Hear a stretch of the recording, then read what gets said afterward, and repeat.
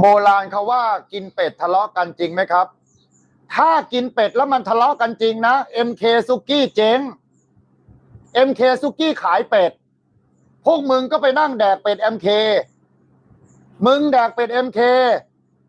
เอาน้ำเป็ด MK มากินกับหมี่หยกนี่กูเคยกินน้ำเป็ดกูกินได้แต่กูกินเป็ดไม่ได้ไม่รู้เป็นอะไรเหมือนกันมึงดูนะสันดานคนโทษได้แม้กระทั่งกินเป็ดว่ามึงทะเลาะกัน